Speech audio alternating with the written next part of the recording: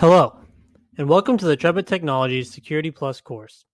My name is Johnny Bandon, and I will be your instructor for this video series. This video will cover Domain 3.3 Secure Network Designs. Now let's get started. The first thing we're going to talk about is load balancing. Load balancing describes taking active TCP/UDP connections and distributing the load amongst different servers or services. For example, suppose we had a web server farm in our enterprise that handles client connections to our SharePoint portal. In that case, we can put in a load balancer application or hardware that will distribute the connections to different servers in the web server farm. How the load balancers decide to distribute this load is what we will discuss in the upcoming slides. In active load balancing will distribute the load across multiple online systems in no particular order, right? As far as just basic active. Then active passive doesn't actually actively distribute the load. It uses a primary system to handle the connections, and then will rely on a secondary system if the primary goes down. Active/passive is not a deployment technique to handle daily load balancing. It is typically used in disaster recovery scenarios. Then there are multiple different scheduling techniques/algorithms that choose where traffic is sent to. So in our active, right, we're now going to have to do a scheduling technique or algorithm to choose how it's sent. IT administrators configure these load balancing algorithms to determine how traffic is to be routed behind the load balancer. Round robin sends connection requests to servers in a list, with each server receiving a portion of the traffic in time. Least connection sends traffic to the server with the least amount of active connections. So let's server 1 has 10 connections, server 2 has 1. When 8 more connections are made, it's going to server 2. Agent-based load balancing will monitor their connection load and other factors to determine how traffic will be sent. So this is taking a more adaptive process. Least connection, like we described, if this is server 1, this is server 2, and there's a bunch going to server 1, our load balancer will start sending to server 2. And then round robin is just kind of in a list, load balancing as it pleases, right? A virtual IP address can be shared among different servers or network devices that users will send traffic to. Then the device with the virtual IP address is actually going to be the one that users connect to, right? So this is typically done on proxies or when you're using a first hop redundancy protocol like in networking. So for example, if we need to access those same SharePoint portals and we decide to implement a virtual IP address on our load balancer, the users will connect to that. Then this load balancer, or maybe even this proxy, will decide which server that user is going to connect to. So even in our DNS, right, server, this will be considered the IP address for the host name for our SharePoint portal. Maybe it's portal.com or whatever it is, right? And then we have persistence. Persistence is when a client has been load balanced to a server and then maintains that connection to the server through the session. Meaning that if a client's already made that connection and now we're requesting more information from that server, it's going to use that same server instead of being load balanced somewhere else. And now let's get into some network segmentation. A VLAN will logically segment sections of your network into different IP subnets by attaching a VLAN tag to each frame that designates traffic to be part of that certain VLAN. This allows network segmentation of traffic from layer 2 to 3. A VLAN is a typical deployment in larger enterprises to separate user traffic or different departments. And VLANs are essential for network architecture and security. Why? Because group policies can be implemented on a per subnet basis. So using VLANs, which also create those different broadcast domains and subnets, can be an essential part of your security architecture. And then this way, users in the R&D department and users in the accounting department can have different access permissions on your network, and you can plan around their different VLANs. A screened subnet is a perimeter network between the internet and intranet, It used to be called a DMZ or demilitarized zone. The intranet is going to be your organization's enterprise, and a Scream subnet will have connection to both the outside world and your enterprise. And it'll have servers that should be able to be accessed from both, right? So for maybe a user sitting out here on the internet, they can access that web server, and users here can also access that web server, right? We call that a screened subnet. Then we have some more network segmentation, this one being a concept. So zero trust is a security policy, or really a mantra that security administrators will implement so that anyone, whether they are inside or outside the organization, will be continuously authenticated and authorized when accessing network resources. Then some more network security designs. We have a VPN. So virtual private networks are a technology that will hide or mask your original packet's location, original IP address. VPNs are what we call a tunneling technology that allows users from outside the enterprise to connect to the inside network, or our enterprise, right, to access company resources. And there are many different ways to implement a VPN. And we're not talking about technology specific like IPsec or TLS. We're talking how to tunnel, right? So a split tunnel VPN will direct traffic in two ways. So if our user here has a split VPN, all non-essential or non-enterprise traffic will get sent out towards his internet connection. But any traffic that is corporate will be tunneled to his enterprise, right? That's what we call a split VPN. And then a full tunnel VPN is that doesn't matter what the traffic is, it'll all be sent through the VPN. So if we're in a full tunnel, if this user wants to go to google.com, instead of going directly here, it's going to use that tunnel straight to the corporate network and then back out. And then we have more types of VPNs. A remote access VPN is commonly used for roaming or traveling users that need to connect to the enterprise. A remote access VPN is only turned on when a user needs to access the enterprise, right? So this could be like an application on your home computer, like Cisco AnyConnect. I need to check my Exchange, my Outlook. Let me turn on my VPN, and boom, I have access to my company resources. And then a site-to-site VPN is a full tunnel VPN used to connect maybe like a spoke or a whole site back to the headquarters site, and that's where all the enterprise resources live. So on a site-to-site, let's say you have HQ router up here, and you may have your spoke routers down here, and they're connected via the internet, but they're creating site-to-site VPNs between each other. And then we have SSL and TLS, which is also a VPN. So an SSL or TLS is a VPN solution because it's going to protect your IP packets during the client-server connections from host to web server. SSL and TLS will encrypt the data in transit and actually create that private connection for users connecting to a web server. TLS, the SSL is lightweight, and anyone can use it as long as they add that extra S on their web sessions. And now let's go over something called network access control. Network access control is another security control / concept used to control what devices are allowed on the network and what resources they can access. NAC, or network access control, is often associated with 802.1x or port security. And with 802.1x, you're going to use Radius or TACX in a centralized server to authenticate and authorize network devices and endpoints. And then we have out-of-band management. Out-of-band management is a security concept or solution that allows users to manage their network devices by directly accessing them remotely.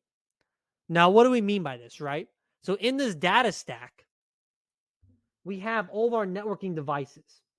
And instead of making individual SSH connections to them or going to their web GUIs, what we're going to do is reach out to a OOBM device connect to that OOBM device, and then that OOBM device out of band management will allow us to connect to all these. So instead of making direct connections, it's almost like putting a proxy in the middle, right? You connect to that OOBM device, say that's this right here, and that allows you then connection to the rest of your network devices.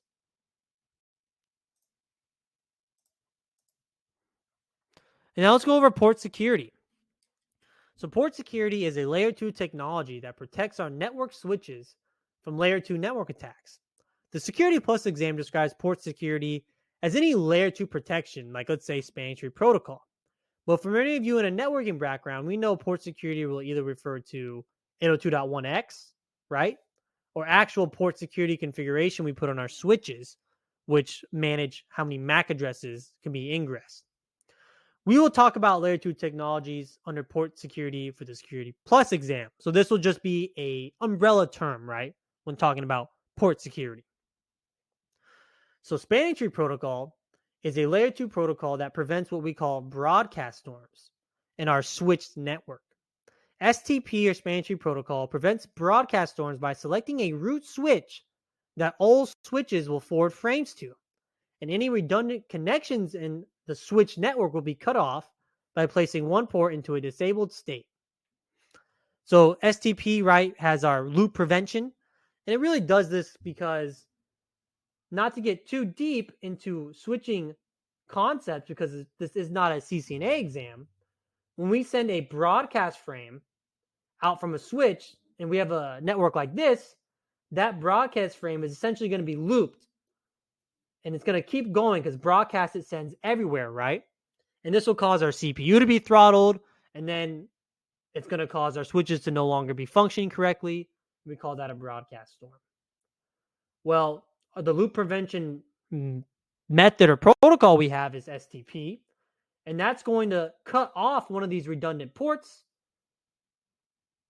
and not allow those broadcasts to circulate like that. And STP is another concept that we could really deep dive into, but we won't because we just need to know what it does for the Security Plus exam. It prevents loops and broadcast storms.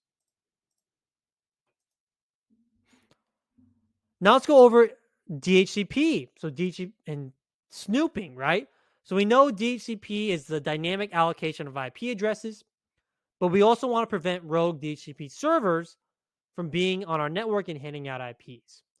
So the technology we have to prevent that is DHCP snooping.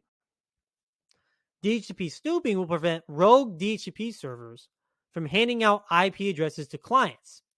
When a rogue DHCP server is on the network, it can give out a fake default gateway and have users send old traffic to that malicious default gateway. A threat actor can then perform packet captures on that user's data. So what DHCP snooping does is it actually prevents that by doing some sort of authentication in the DHCP process from users to the real DHCP server, right?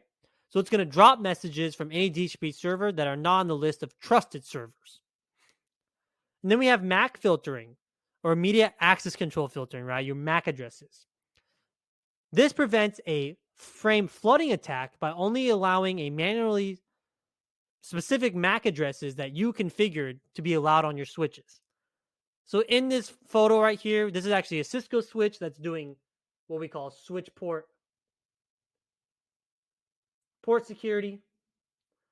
And this is specifying on that switch port of that switch that only this MAC address is allowed, and there's only a maximum of 2 MAC addresses allowed on the port. And if more than 2 MAC addresses get sent to that port, it's going to put it in what we call an error disabled mode. And that switch port will no longer be able to forward frames. Next, let's go over some network appliances. A jump server is a secure and monitored system that we can use in our enterprise to allow remote sessions into our network. A jump server will typically sit between different networks or on a screened subnet that will give us access to our internal enterprise from the outside. We can implement a jump server instead of a VPN when accessing our network devices. Jump servers can also host all of our admin tools like Active Directory users in computers, terminal emulators, or other admin tools that we can use instead of having all those admin tools on our local workstations. And then we have proxy servers. Proxy servers are an in between for clients connecting to web servers. A user will connect to the proxy, and then that proxy will connect the user to the actual web server or resource they wanted to connect to. Some more network appliances. We have NIDs. So we've talked about HIDs and HIPs. Now let's go over NIDs and NIPs, which is the network version of that. A NIDS or NIPS device can install inline directly on the traffic path to perform detection or prevention. A NIDS will only detect and monitor and alert the administrator to a malicious event or incident, or to alert deviations from user baselines. So you can implement some sort of AI or user behavior analysis on your NIDS. And then a NIPS can also perform detection, but its primary purpose is to prevent a malicious incident from happening. So NIPS is going to block those threats, right? Some more network appliances. We have our hardware security modules. A hardware security module is a network appliance used to manage cryptographic keys in your enterprise. So an HSM will offload the load from CPU, right? And that instead take that burden, right? So an HSM will actually store and create your crypto keys instead of your computer doing it. Then we have some more network appliances like firewalls. So a web application firewall protects and prevents security threats over an HTTP conversation.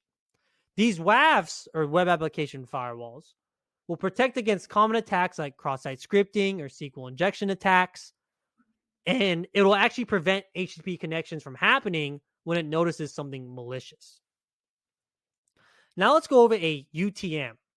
A Unified Threat Management System is a term to describe a device that will provide defense in depth for your enterprise. So that UTM provides defense in depth, all in one device. A UTM will combine multiple different security tools into one device, and that UTM can sit inline or on the traffic flow path in your network, right? So if we're to draw it out, that UTM can sit in front of that router, even behind it, which I don't recommend, right? And this can do all the things that these other devices can do. It can do routing. It can do IPS, email filtering. It can be a VPN. It could be your antivirus solution. It could also be your firewall, your next generation firewall. And the benefit of a UTM is it can be a lot more cost effective for an enterprise. However, now you're putting all your security eggs into one basket by creating a single point of failure. So typical UTM solutions may combine 1, 2, or 3 different security appliances, but you usually don't want to do everything, right? Because if that thing fails, then you're just open for business, right? And then some more firewalls. So stateless firewalls are the most basic type of firewalls, and they're going to filter packets based on IP addresses, ports, and protocols. Stateless firewalls will filter traffic based on permit and deny statements, or ACLs, we like to call them, access control lists. And these ACLs will have what we call ACEs, access control entries, that will permit or deny based on IP/port or protocol. A stateful firewall will filter based on the state or conversation of traffic between systems. So in a stateful firewall, you may configure it so that only from the inside to outside will allow TCP connections. Then we have some more network technologies. Let's go over NAT. So network address translation converts private IPv4 addresses into public IPv4 addresses, which are routable on the internet. NAT preserves public IPv4 addresses, and a NAT gateway is any device that sits on the perimeter of your network that will perform the private to public translation. Now, typically, this is going to be a router or firewall, and NAT has different modes or implementations. The only one you need to really worry about, and this necessarily isn't for the exam, is PAT, which is port address translation, which will allow many private IP addresses to be converted into a singular public IP address. This is exactly what your home routers will do. PAT is the standard implementation you will see in networks. And then we have content slash URL filtering, which will block traffic based on content rules instead of IP addresses or protocols. We kind of talked about this in our next generation firewalls. Content slash URL filtering can be very granular in how it works. Next generation firewalls that are doing this layer 7 inspection or this content inspection will permit or deny based on the type of traffic. And then let's go over our ACLs, our access control lists. These are the set of rules that define traffic based on IP or protocols. ACLs are the basis of stateless firewalls, and they're the permit and deny rules in a firewall. And then we have QoS, or quality of service.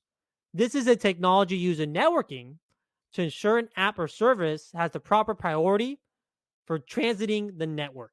So you may see a typical QoS implementation that sometimes just standard is for VoIP traffic.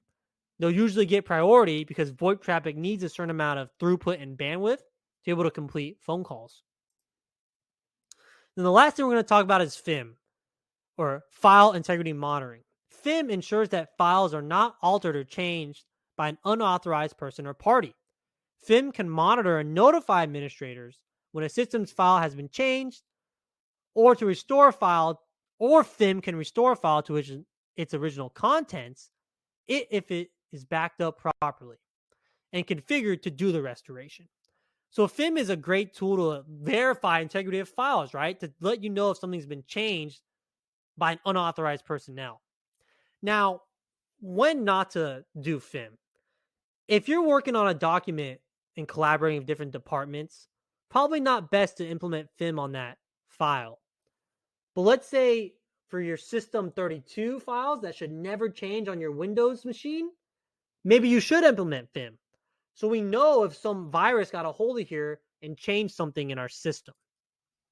All right, so that is it for this video. I know it was another long one.